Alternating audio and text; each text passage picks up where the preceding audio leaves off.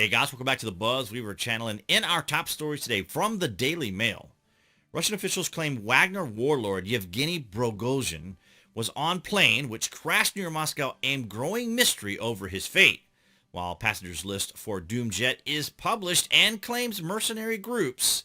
Neo's number 2 was also on board. Now, of course, I can't say that particular word on YouTube, at least just want to get around some of the irritations that might transpire if I do.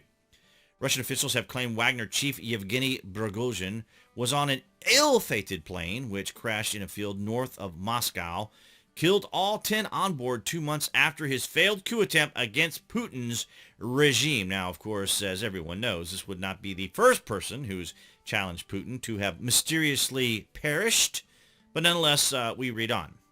The Federal Air Transport Agency published a list of those it believed were on board the private jet, including Prigozhin, his deputy Dmitry Utkin, and 5 others believed to be close allies. Prigozhin, known as Putin's chef and with long-standing links to the Kremlin dictator, has long been thought to be a prime target for Russian authorities after his uprising failed and he was exiled to Belarus. So again, we all know those fates of people who try to challenge Putin, or particularly someone like Prigozhin, who basically was mounting a coup going in. And it's interesting to think about how successful he might have been if he had moved forward. But of course, like here in the United States, their establishment uniparty was not going to support him. And if you don't have the support of the establishment uniparty, of course, just like in the United States, you're not going to succeed at anything. Now, part of that's my opinion, but it's to give you a sense of perspective as to why certain particular leaders are where they are, how they get ensconced, or how they are elected into those positions.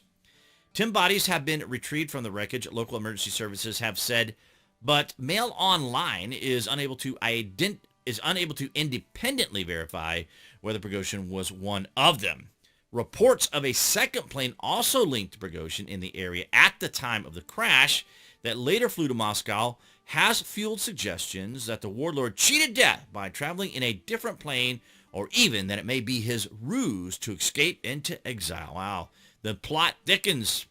Both state media and Telegram accounts affiliated to Wagner have reported Prigozhin's and Yukkin's death.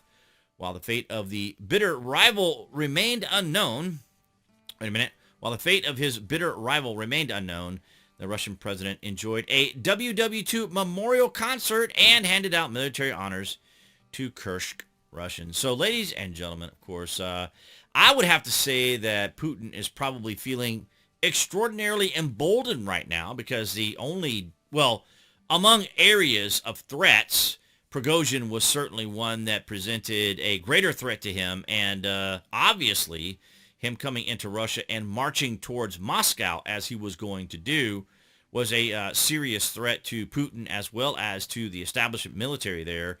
So it is kind of interesting to see that this has transpired. And of course, there's going to be lots of rumor and speculation in the coming days. And this is where apparently the plane went down over Vir Oblast. Some people have even said that it was shot down or that it exploded in the air. So to suggest that maybe explosives were planted on the plane, some sort of sabotage.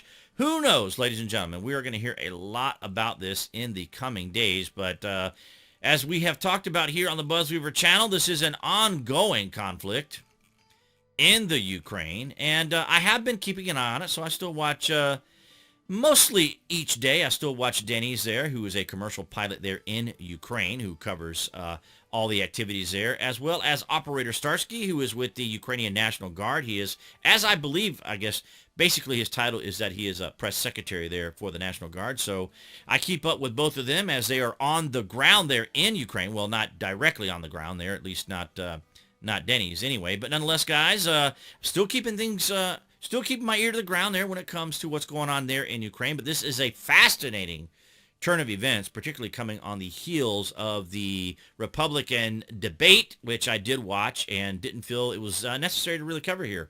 At least not the first one anyway, but it is interesting to see what the outcome was. But I have plenty of opinions on that, but of course the subject at hand here is about Yevgeny Prigozhin and the plane crash there, or basically one of Putin's potential threats to his authority and power there is now out of the way. So I'd like to get your thoughts and opinions down in the comment section. What you guys think this is going to mean towards the Ukrainian and Russian war? Is this going to embolden Putin? Is this going to be another feather in his cap? Is this going to help out Ukraine?